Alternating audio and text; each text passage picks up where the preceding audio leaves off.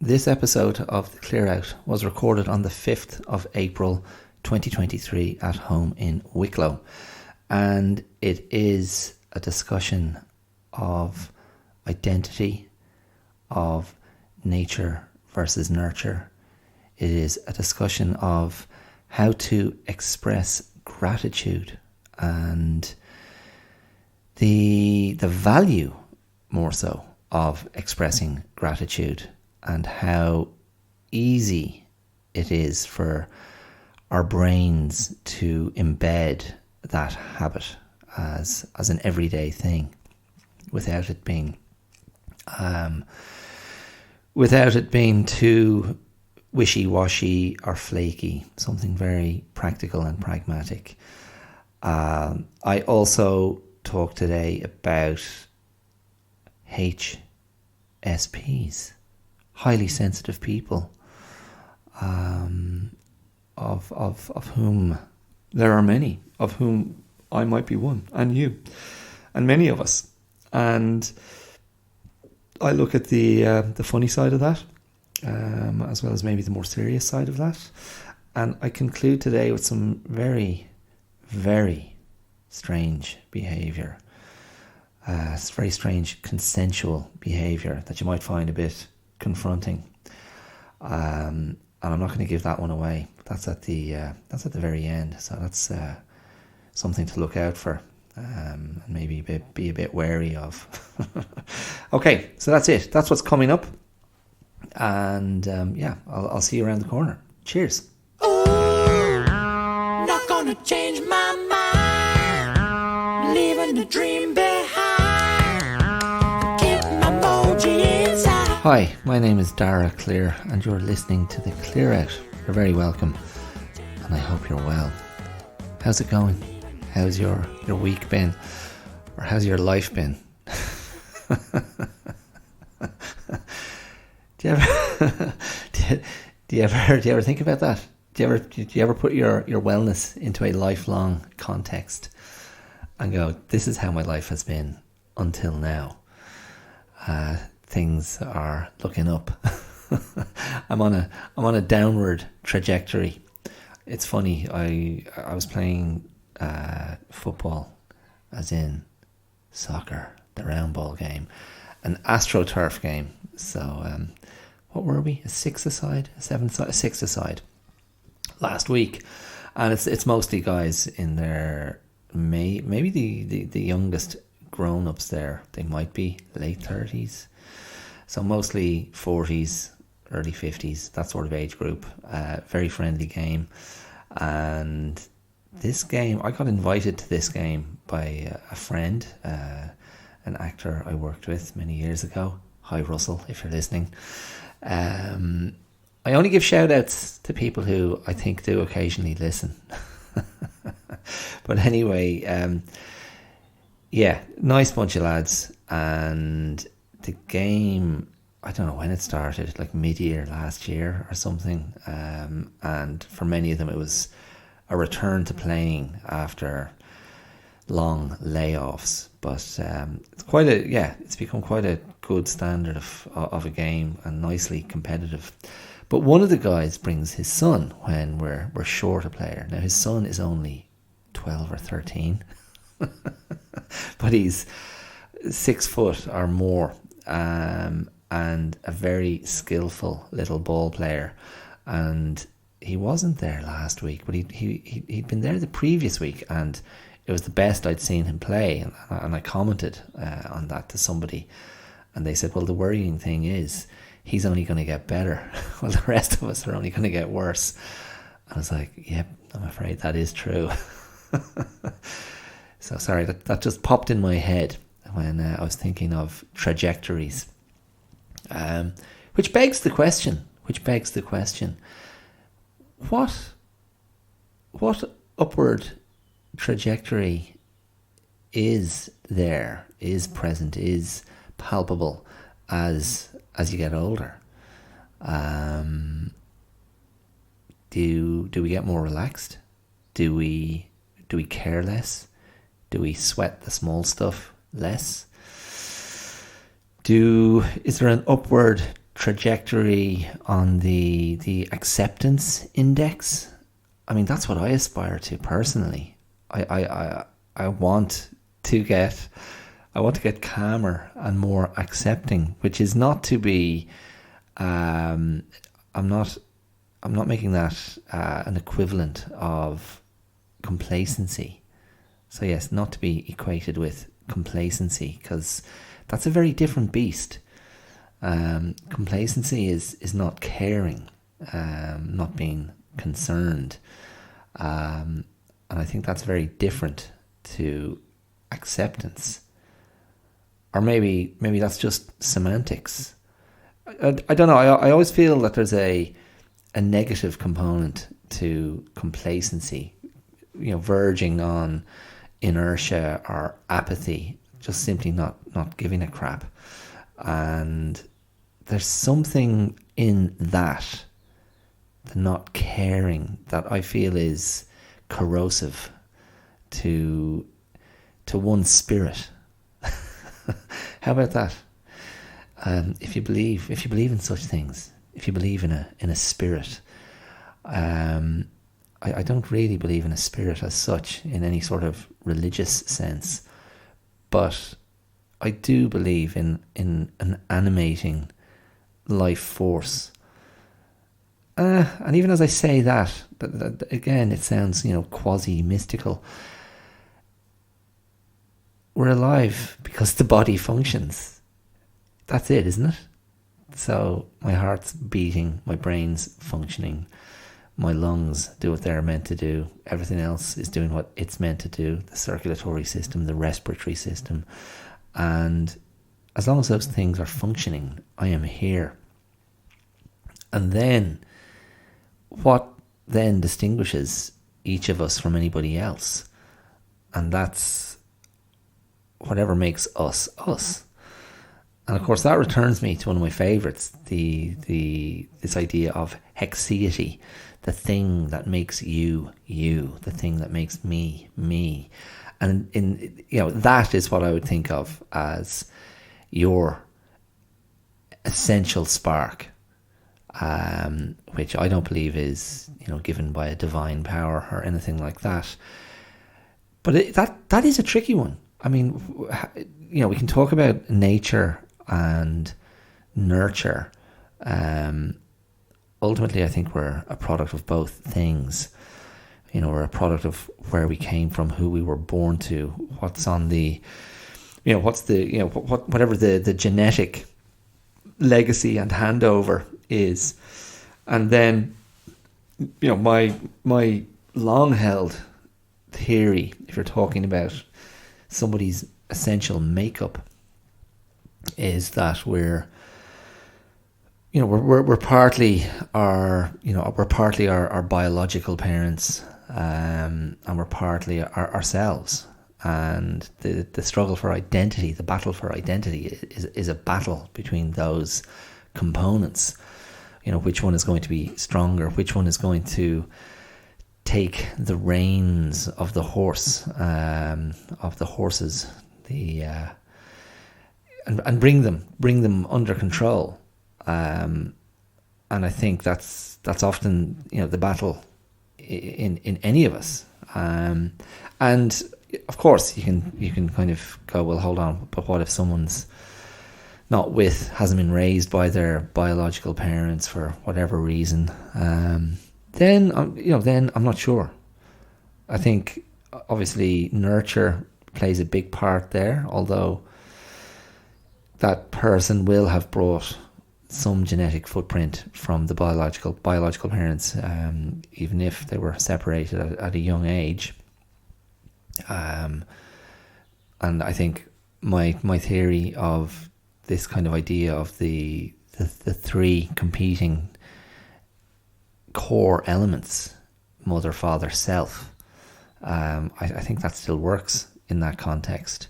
And then there are other environmental factors, of course, that always come into play. Anyway, I've already forgotten where that came from, so maybe I'm getting a bit senile in my middle age. Yes, So today, there's a few different things bopping around my head, and maybe they're related to what I've opened with today. I often come back to identity and self, and how we orient ourselves in the universe. And again, that can sound a bit flaky, but sometimes that's a frame of reference, or a sort of a larger metaphor that I like, because it's, I don't know, maybe it's connected to humility, maybe it's a type of leveling, maybe it's just reminding myself of that journey that everyone is on. I feel that, I always make this assumption in true solipsistic fashion.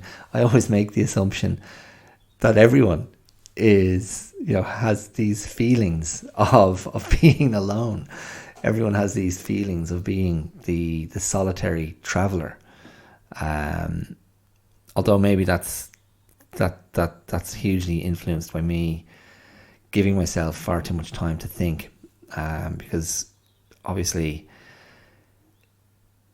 being engaged in other things, and immersing ourselves in other things, can be a great way to avoid the head, and avoid over contemplation, and over introspection, and over reflection.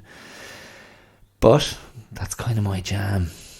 Here's some raspberry jam, here's some gooseberry jam, here's some rhubarb and ginger jam, and here's some holy God, will this guy not stop thinking jam. Yeah, that's a very particular flavour. You might not want too much of that on your toast. I saw a funny clip on Instagram yesterday morning, and I was just in stitches laughing at it. I thought it was very funny. And basically, I think the title of the clip is "All Your Pain in One Video," and it was, I don't know, 10 or 15 little things that could drive you mad. And it started with an egg being cracked open, and as the egg hit the plate or the bowl or the frying pan, the yolk immediately split and started to merge into the albumum, the white albumum, one of the Beatles' lesser known efforts. A pencil being placed on a piece of paper and the nib snapping immediately. Someone trying to spread hard butter on a slice of fresh bread. Somebody putting a thick layer of jam or marmalade onto a slice of toast or bread, and then they drop it and it lands marmalade side down on the floor. Somebody zipping up their jacket and the zip is broken, so the zip just, the zipper just splits. A whole load of those, and I just thought, this is yeah, I did this the kind of stuff that has me just losing my mind at times, and I just thought, this is perfect, absolutely perfect. Yeah, so good old Instagram throwing up stuff like that. There was also a cat chiropractor. That was quite funny too. A little kitten kneading another, and that's kneading with a Knea rather than an Ned. Kneading another kitten, but a little voiceover as if it was a chiropractor. That was quite cute too. Great stuff. Rich content as always on the Clear Out. So I'm where to begin? And you're thinking, hold on, have you not already begun? It's nearly 13 minutes in. No, that's just preamble. That's just preamble. Maybe I'll start with an expression of gratitude, okay? And this is not join me while we say thank you to the universe. It's not one of those. It's a direct thanks to, I have a new patron. I want to give a shout out to Kay. a listener from America, I believe, who became a patron of the podcast last week, and she reached out to me with a very nice message, and had actually come across me because of one of my stories that I wrote for Aura, the sleep and wellness app. Aura, can you feel my aura? And yeah, it was a lovely thing to receive. And funnily enough, she had become a patron just before the release of last week's episode, where I explicitly I had a call to action, which was, become a patron, support this independent effort as I close in on 100 episodes and 2 years of work on this thing, because I could really use the help, and I'd really appreciate the help, and it's a validation, and it's an acknowledgement of the effort that goes into this, and it's an acknowledgement that you, if you become a patron, believe that the effort here is worthwhile. So there you go. That's a callback to last week's episode. But anyway, this Kay became a patron before that episode went out and sent me a very nice message, and it was great. And it came at a good time. It kind of gave me a little boost. And I was like, all right, nice, cool, because this is not somebody who knows me. This isn't a friend or a family member. And friends and family members, their support is very welcome anyway. But it's nice when there's no connection. It's just on the merits of the work, or the merits of the output, that someone feels inspired to reach out. And I was particularly pleased because the story that Kay had responded to was not a generically straightforward feel-good wellness parable. And I tend to try and produce those for the app, because often it's a sleep story, or it's meant to be a story that is easy to listen to and kind of quite chill. And this story, the title of the story was and is A Difficult Truth.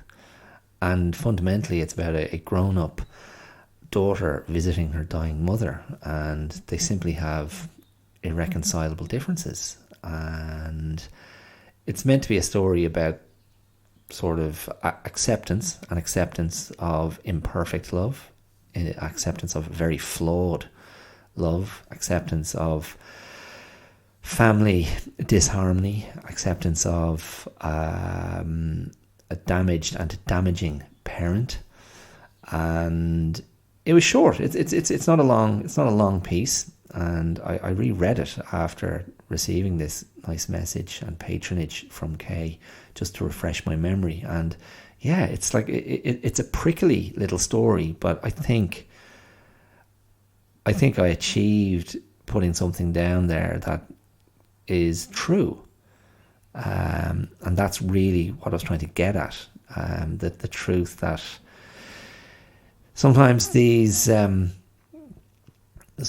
I think probably often these familial relationships are very challenging, and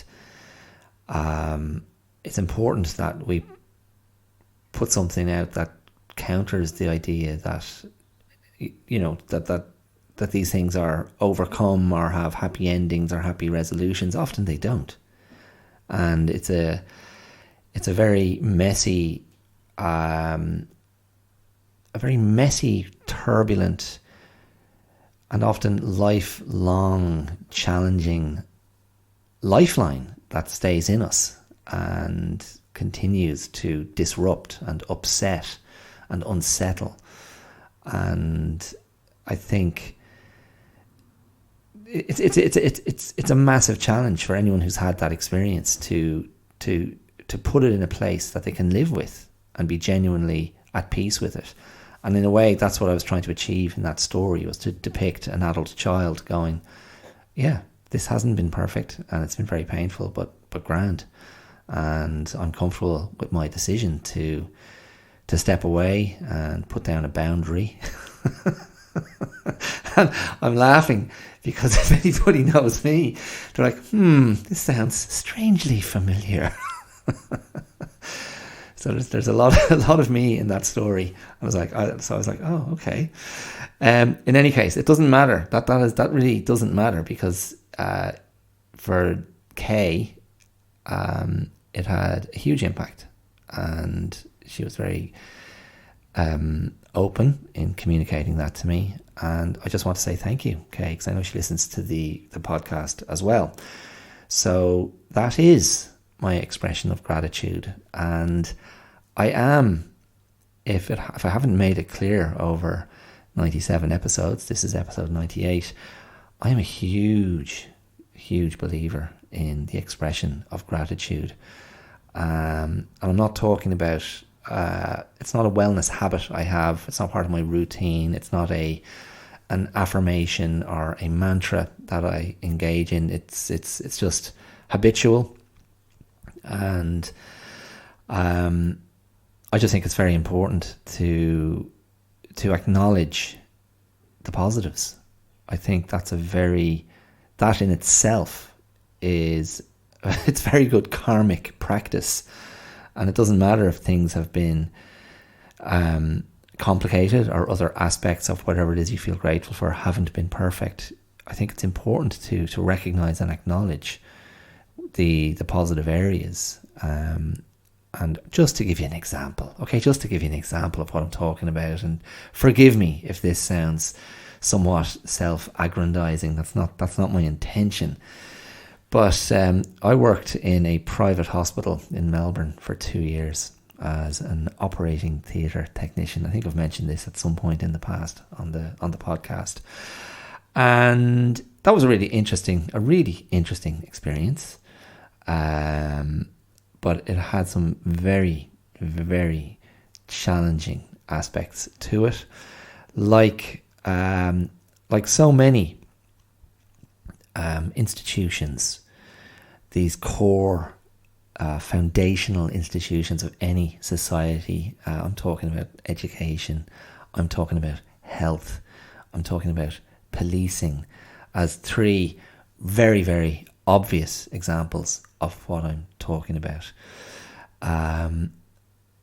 You get such entrenched behaviors, such entrenched cultures, and yes, such institutionalized thinking.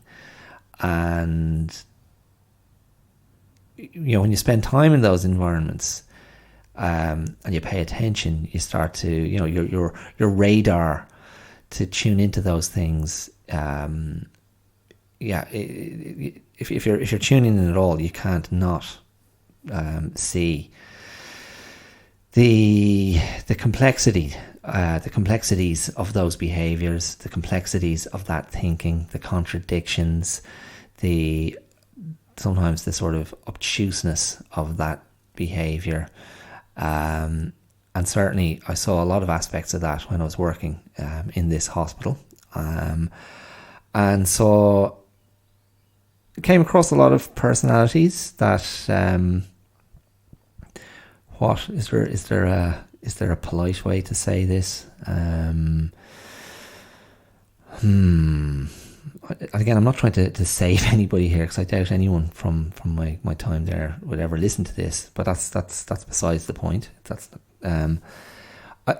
personalities that were,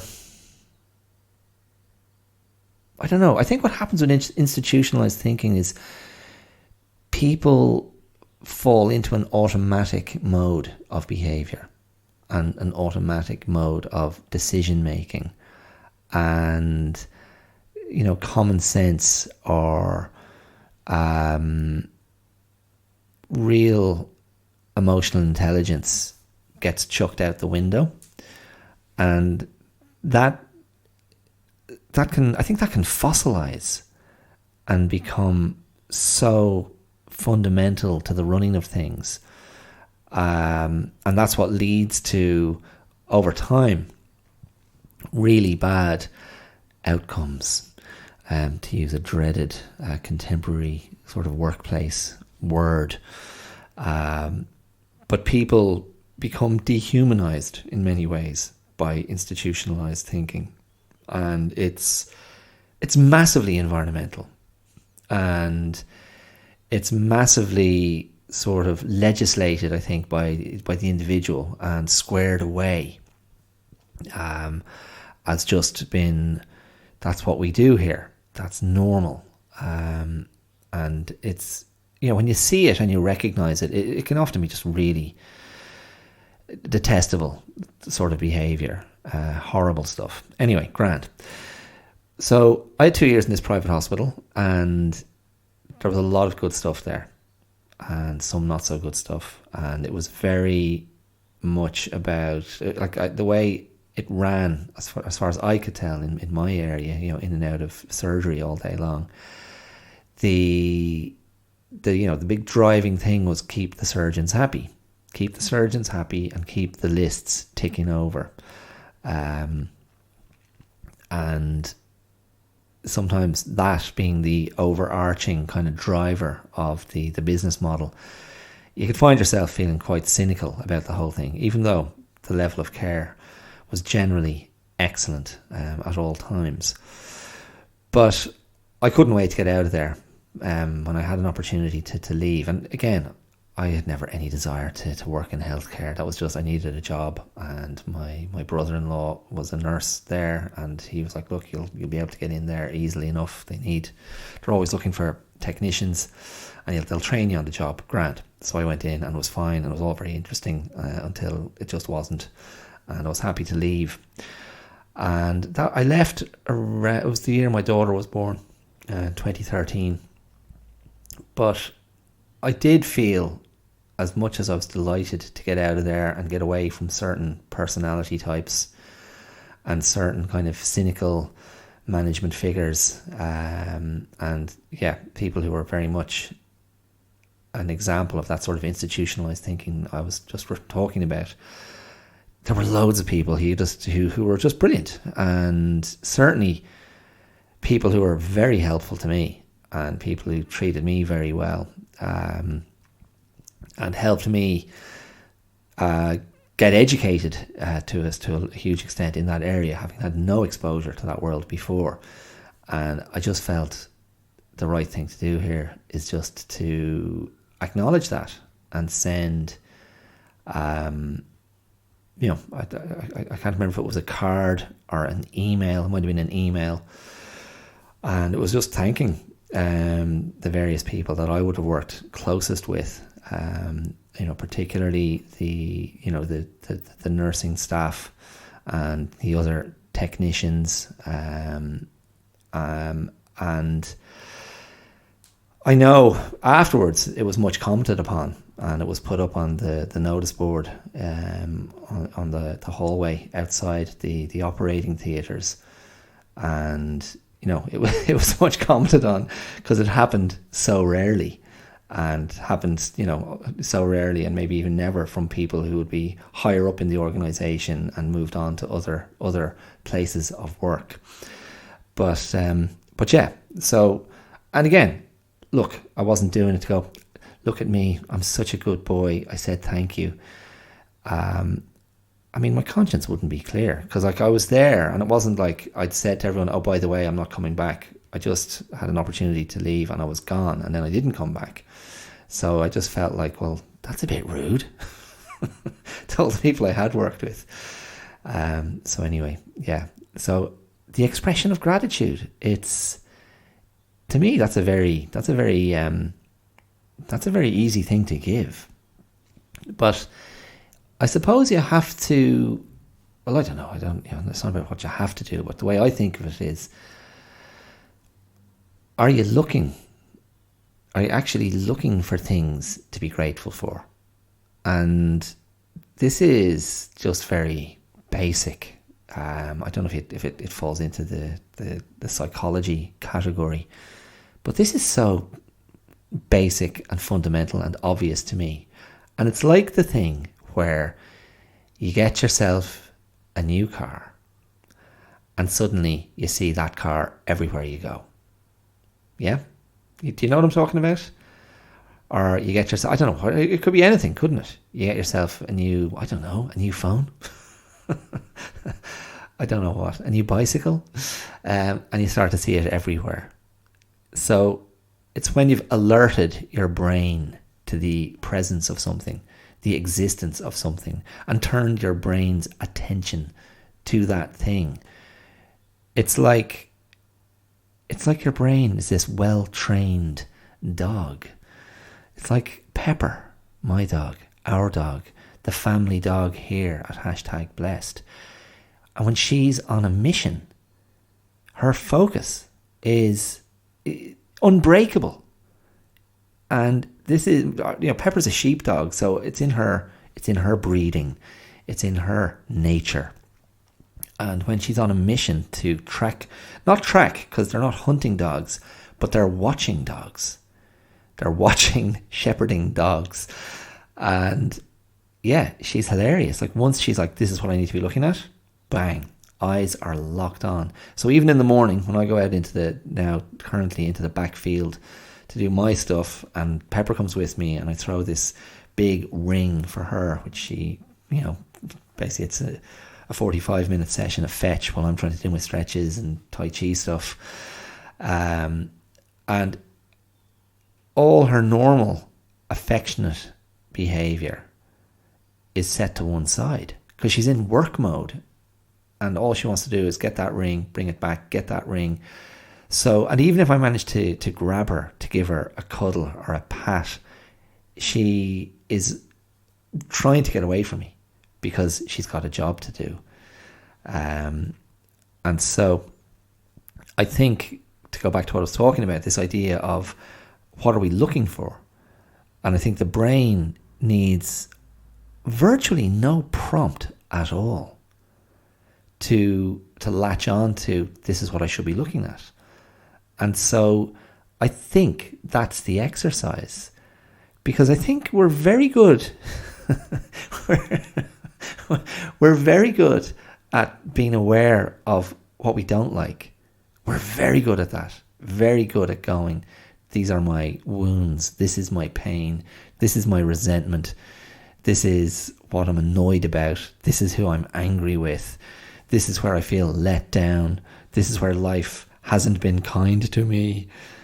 And if we're overly focused on that, I think we forget, or we overlook, or we neglect what is here, and what is positive, and what is, in my framing, what is life-giving.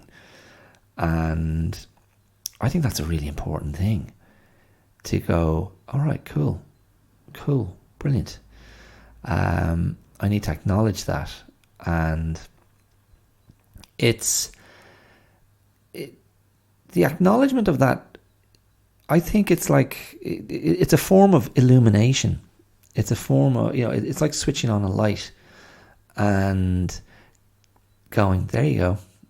I see you there now, and you're more visible to me. And that's nice. No? I don't know. That maybe that sounds a bit naff. Anyway, look, grand. I'm going to move on. Gratitude. So yeah, just have a quick, just maybe take that away and think about that. What are you grateful for? Is there something you should acknowledge? Is there someone you should acknowledge? Because I think this idea of paying it forward, I suppose, it can be very meaningful. It can be very meaningful to other people. And I think we can really underestimate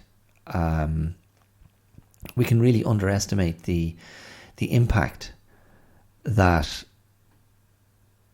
those gestures of gratitude, those acknowledgements, can have on someone else. And I think it really does dwell in the realm of being seen, because I think many people, and certainly I would experience this. You can feel unseen that deep interiority, however that manifests itself, and it's deeply personal, deeply internal, deeply private, and often maybe deeply uncomfortable, and connected to those very vulnerable parts of ourselves. And yet, I think for a lot of people, I think there's an instinctive emotional intelligence in us that understands this stuff kind of needs to be shared or needs to be seen, because that will alleviate the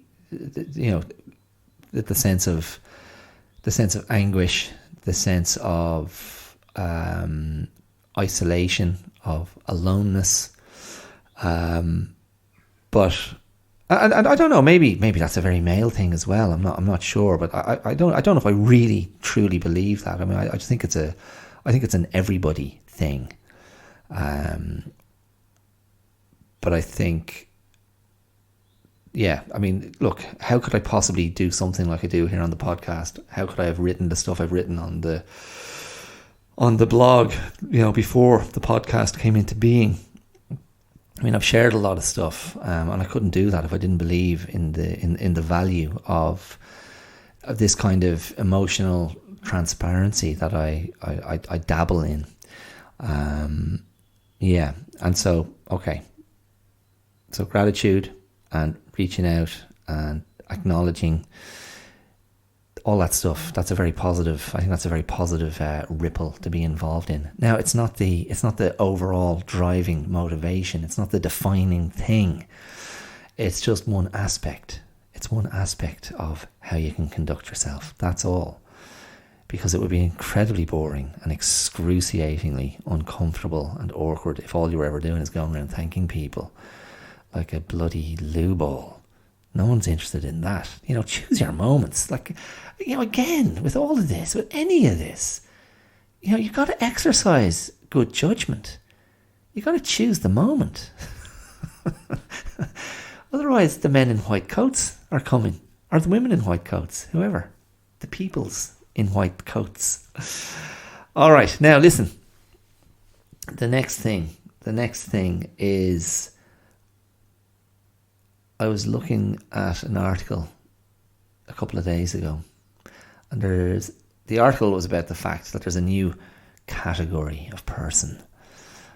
So again, this kind of, social psychology, pop psychology stuff, although this is, yeah, I mean, it just feels very topical at the moment. Anyway, this new group of people, and you might be one of them, I might be one of them, they're called HSPs. Are you a HSP? Or if you don't want to sound the H, are you an HSP? HSP stands for highly sensitive person. Now, I read that article, and to my great relief, the journalist writing the article was sort of, he was kind of laughing at himself, throughout the article, even though he was engaging with the topic quite seriously. But he was aware of the pitfalls of maybe being too self-serious around the topic. But I read it and I was thinking, I've often thought of myself as, I mean, I'm laughing. That's total deflection. Sometimes when that laugh comes in, I'm deflecting. But in all seriousness, for a long time, I've thought I am a highly sensitive person, and yes, you can get paranoid sometimes when you're reacting to things, and mostly this is in the area of interpersonal relationships. And in the article, it makes clear, highly sensitive person. It's not just about interactions with other people. It can be all kinds of things, and it can be very sensorially based. So responding to textures or things that you can see, or sound. I mean, I know, my wife, for example, will be very sensitive to sound and noise. She's always given out to me because I have a sort of an unconscious sighing habit. Now, that's not to say I sigh when I'm unconscious, but rather I sigh and I'm not aware of it until she points it out with great exasperation. Why are you sighing? You just sighed again. I'm like, I don't know. Anyway, I for a long time, I've thought of myself as being a very sensitive person. And I may have even spoken about this before. And I feel like the vast majority of my male friends are very sensitive people. And I've always been drawn to the sensitive personality type. And probably fundamentally, I'm talking, maybe you could conflate sensitivity with empathy. So people who are sort of emotionally open and willing to have an exchange. And those people are often sensitive. And I've realized over the years as well that there's such rewards from having people like that in your life, and they have been and continue to be great friends and very supportive people to me, and I hope I offer them the same in return. But of course the dark side of that is, people, these people can be so sensitive that you can offend them or hurt them.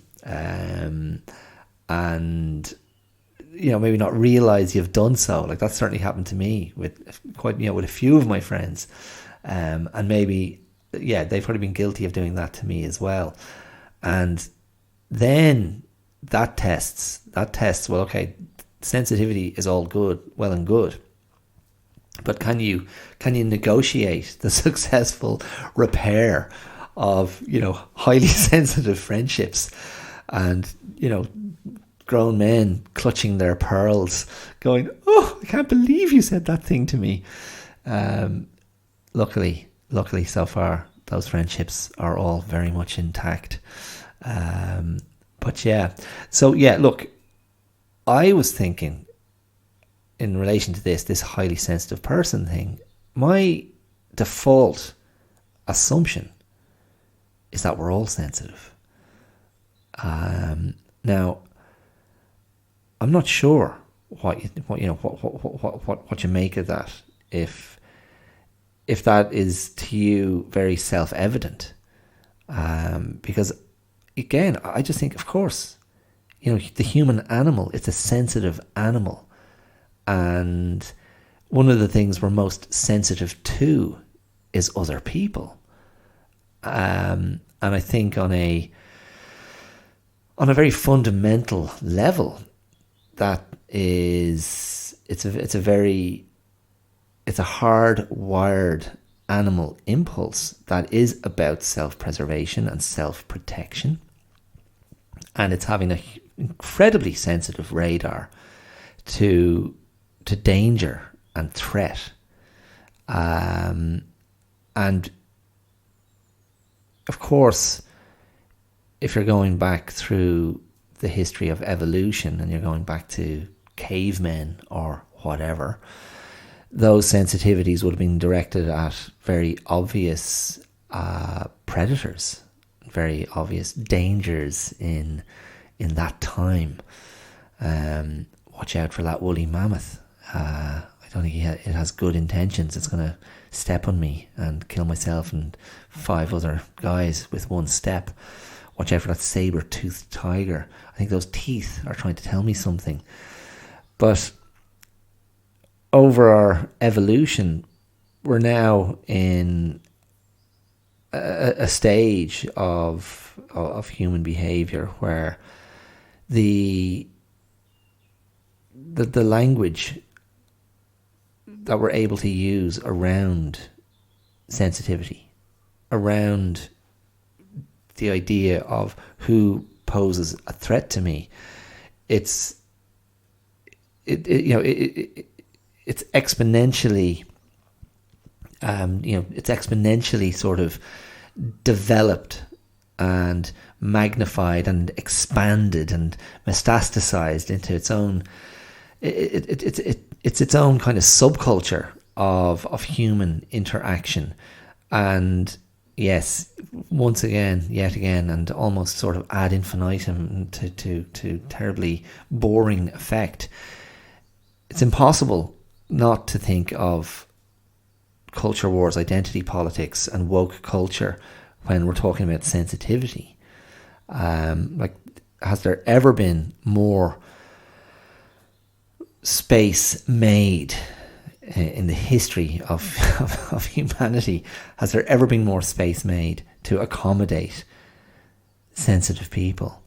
And has that, has the internet not been the great accelerant, the great kind of igniter of these sensitivities, and certainly of the ability to bang on endlessly about one's sensitivities and how one is triggered?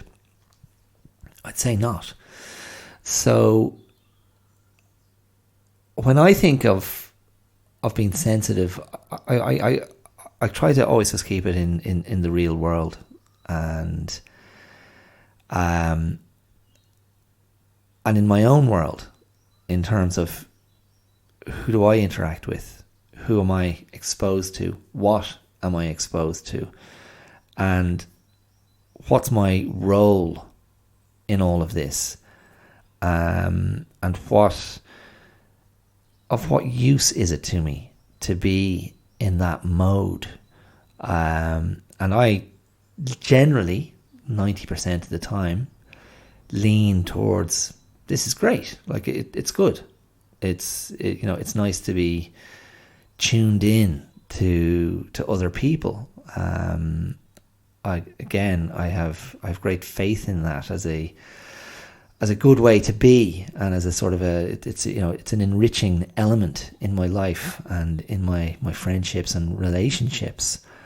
And the only thing is, the only thing I could say to sort of put an edge on that is, when you're not in great form, or when certain relationships are not going well, that sensitivity can allow you to go to bad places. And certainly I've spoken in relatively recent times about catastrophizing scenarios and situations in my mind, and then that can nudge up very, very comfortably with my depressive instinct, or my depressive triggers, and it can be a very potent cocktail of elements that thankfully I've become quite successful at, negotiating with minimal, if any, collateral damage at this stage. So I'm just going to take a drink. But yeah, to go back to the article, the HSPs. Ultimately, I came away from it kind of going, okay, this is, is it just clickbait? Is it just another trendy little term, and it's going to give a certain personality type a validation and a little title label for themselves to go, well, actually, I'm a HSP, so I won't be having any of the avocados. Thank you very much. I definitely came away from the article feeling a little bit cynical. Because my default mode is, look, we're all sensitive. Let's not elevate this to something else. And the article seemed to suggest that there wasn't a lot of literature around this particular topic. But it just jumped out at me, and I thought, okay, this is worth a look. And then I was like, maybe it's not that interesting after all. But as I say, for some people, it's and again, the picture that was painted from the article was highly sensitive people on a certain level find the world unbearably challenging and difficult, and can be left in tears by many, many different things, and many different memories. To me, that's an unsustainable way to be. to live. Like, to me, that just sounds like it would be utterly exhausting. And again, I think the onus is on all of us to self-regulate, and to make a connection back to the woke sort of position, and the prioritization of the subjective experience over all else. I found myself thinking about this earlier, going, it's important to remind ourselves at times that it isn't the world's responsibility to tiptoe around our sensitivities and sensibilities. It really isn't the world's responsibility. It's not life's responsibility to accommodate us and our needs. Now, I'm not talking about social economic stuff. I'm not talking about what a society needs to provide for the people who live in it. I'm not talking about a government's responsibilities and the distribution of spending within the government's budget for these things that we all need. I'm not talking about that. I mean, fundamentally, I'm talking about other people.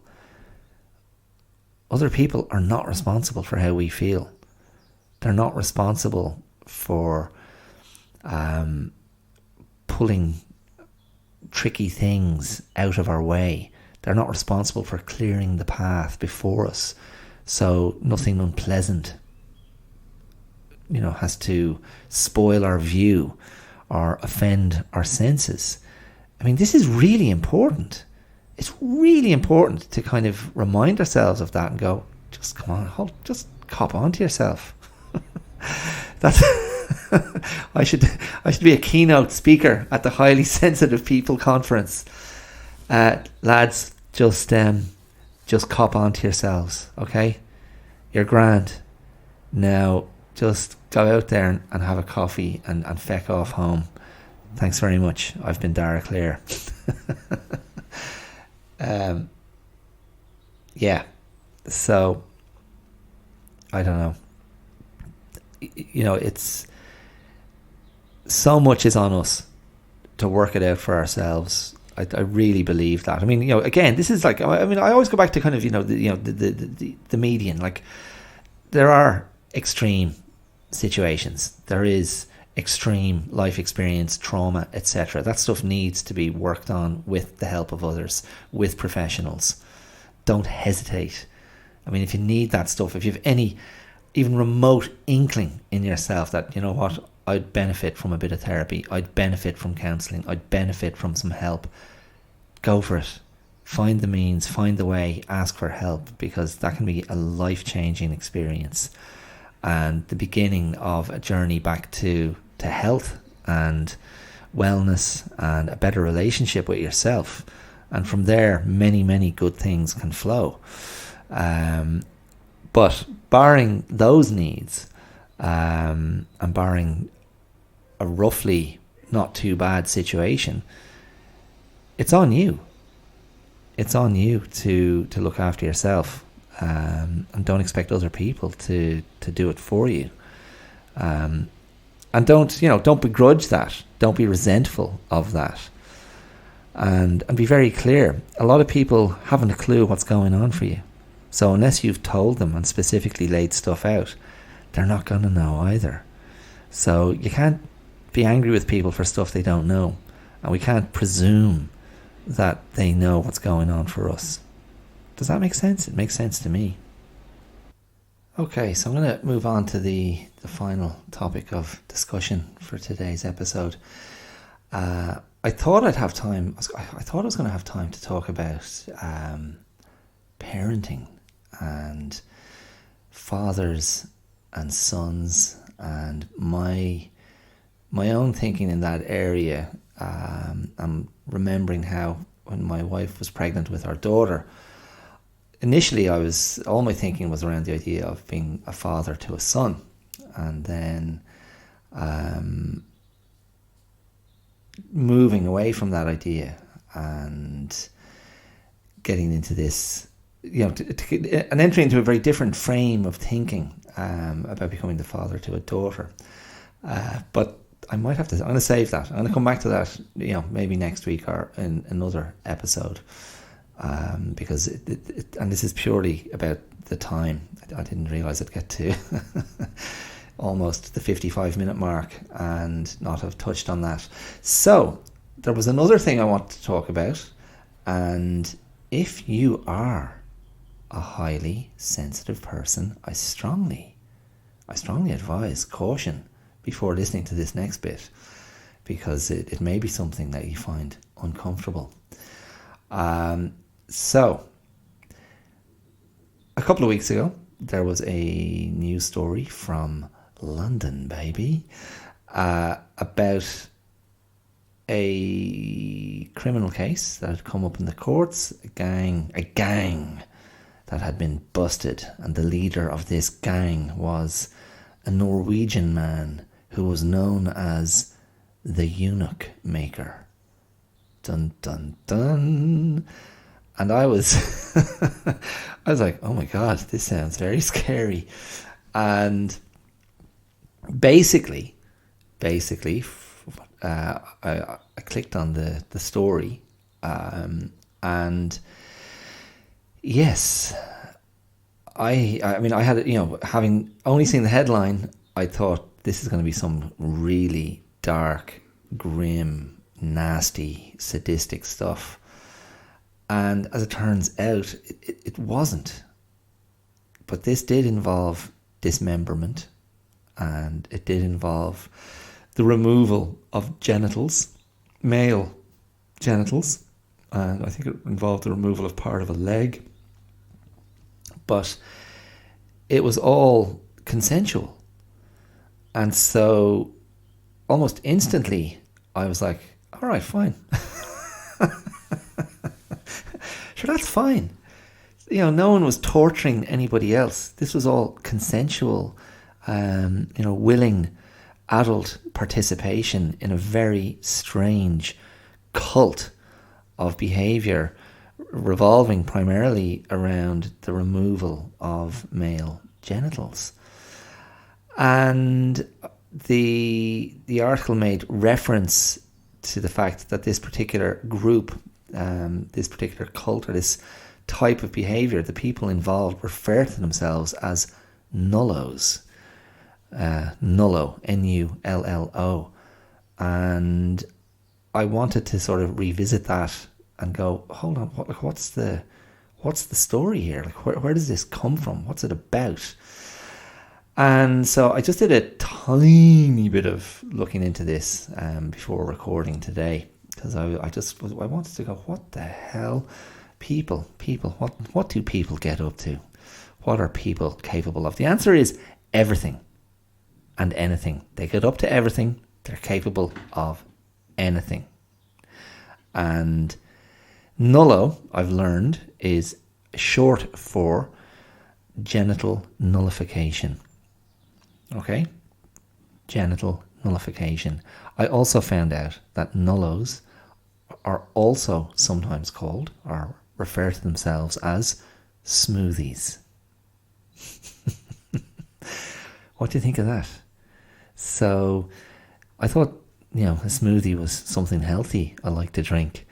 But apparently it's something else as well. Now, when I read that, smoothie, I instantly thought of Barbie and Ken and children's dolls, because they are invariably smoothies. And I thought, is there some kind of thing about that? I want to look like Ken, I want to look like Barbie, and I want to be a smoothie and have no apparent genitals. Now, I didn't uncover anything in that area, but I saw something, and I have to thank my good friends at Wikipedia for most of what I'm about to share. I saw something called Scoptic syndrome. Scoptic syndrome. So I clicked on that because I thought, okay, well, this sounds promising. It might get us to the heart of the psychological inclination that's involved here, the psychological disposition. And Skoptic syndrome is described as a desire to be a eunuch and the desire for genital nullification.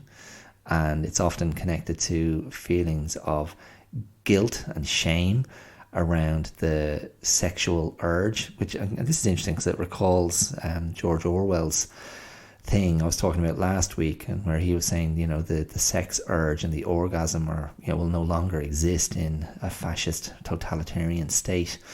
But in any case, that's the Skoptic syndrome. And it's like, okay, fine. So what does Skoptic mean? And Skoptic comes from Skoptsi, which is, I think, Skoptsy, and Skoptsi comes from a sect that originated in Russia in the 18th century, and this was a religious sect that believed to be truly religiously pure, one had to remove one's genitals to return one to the state of pre-original sin. And their belief was that Adam and Eve, when they first laid together, when they first had sex and brought about the original sin and were then cast out of Eden, cast out of paradise, and set humanity forever after on a path of immorality and venality and self-destruction and frailty and all the stuff that I do not believe in for 1 millisecond. They believe that the reason Adam and Eve did this, of course, if you know your Bible, is because they ate the forbidden fruit in the Garden of Eden. Satan, in the guise of a snake, of a serpent, convinced them to taste the forbidden fruit, and then they knew sin and they knew shame and they were aware of their nakedness. And the Skoptsi, which is plural for skopset, I think, which I think translates as castrate, they believed that the forbidden fruit was split in two halves, and each half made the genitals of Adam and Eve. And so in this sect, the men would remove they'd have their penises cut off, and women would have mastectomies, they'd have their breasts removed. And sometimes they'd also have the females would have their genitals stitched up and maybe have their a clitoridectomy, is that what it's called? And this was done, I read, without anaesthetic. Sometimes the men would also have their scrotum and testicles removed, and they had a term for this. The Skoptsi, and again, I'm going to read this directly from. I'm just kind of scanning the Wikipedia page now. These people, they refer to themselves as the white doves, and they what they felt they were doing was removing or eradicating original sin. And once this act of disfigurement or removal, however you want to put it, once it was done, they referred to it as a type of seal. So the lesser seal on a man was when the testicles removed and the penis remained, and the greater seal involved the removal of the penis, or even both penis and testicles. So a lesser seal and a greater seal. And yeah, amazing stuff. And it was all about, preventing ejaculation, preventing the flow of semen. And apparently during the operation, as I said, not without anaesthetic, they said the phrase Christ is risen. And this went on for years and years. And again, according to Wikipedia, it reached the peak of its popularity in the early 20th century. But then I did see something I thought was quite funny. By the mid 1800s, yeah, here's a good one. Like I thought this was interesting. I feel like there's a Monty Python sketch in this. By the mid 1800s, the sect was reported as having 5,500 members, so nearly 4,000 men and about 1,500 women. And although Skepticism, as it was known, prescribed castration as a precondition for entering paradise, only a minority of members, 700 men and 100 women, had undergone bodily mutilation. And for some reason, I thought that was very funny. I just had this image of all these kind of devotees, members of the sect, going, yes, we believe in this. But then when the blades came out, or as I read here, the red hot irons, they're like, yeah, look, actually, I have a thing, so I can't do that today. And so the the vast majority of members had their members intact, so to speak. I thought that was amusing, and it also tells me here a book that I've read a couple of times, Dostoevsky's *The Idiot*. Until today, I had no sense that I'd ever heard this word before, but apparently in *The Idiot*, Dostoevsky refers to the home of one of the central characters, Rogozin. So Parfen Semyonovich Rogozin, his home is rented to Skoptsi tenants. So there you go. So it was obviously a very known thing. Yeah. So I just thought that was very interesting. Very interesting indeed. Nullos, smoothies, Skoptic syndrome, lesser seals and greater seals. People are mad, aren't they? People are mad. According to Wikipedia, this practice has largely died out, but there was some reporting of a sect existing in Romania in the 90s. I think it said Romania. But one other high-profile emasculation. I didn't even know emasculation literally meant the removal of the testicles and the penis. I just thought it was more figurative, or the idea of removing conventional sort of masculinity from one's person.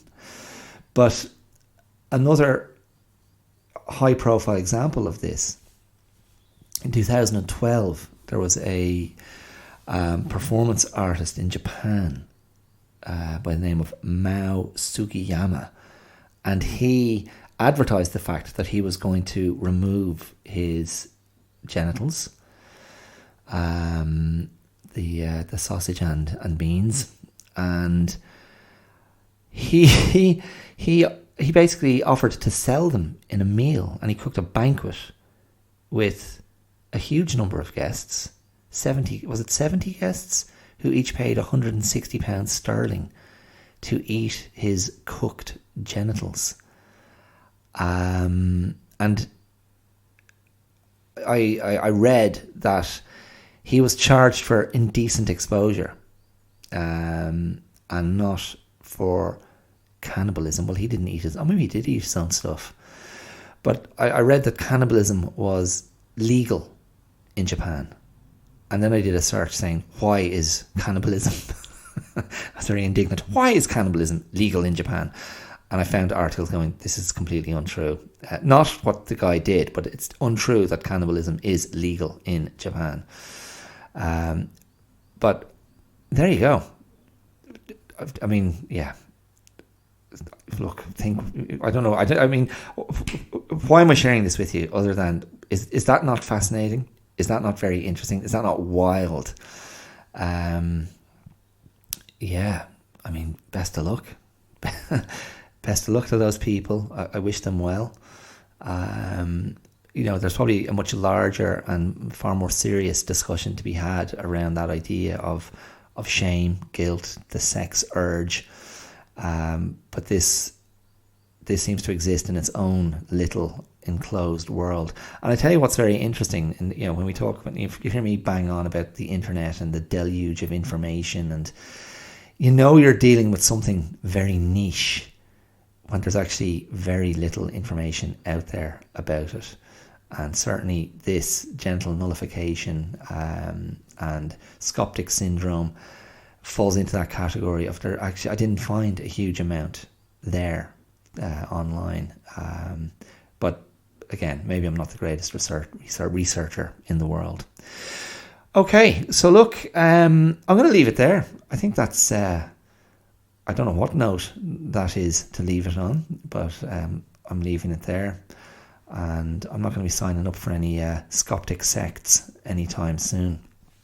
So thank you for listening. I hope you found this diverting, engaging, interesting, amusing perhaps in places, concerning and horrifying in others maybe. As always, you can throw me some love on social media. Go to the links wherever you're listening to this. And if you do want to become a supporter of this podcast, you can do so using either the supporter link for a one-off contribution, or you can become a patron of the show using the Patreon link. That's patreon.com/theclearout. And anything you can give, any comment you can leave, any sharing or rating you can do, I would greatly appreciate.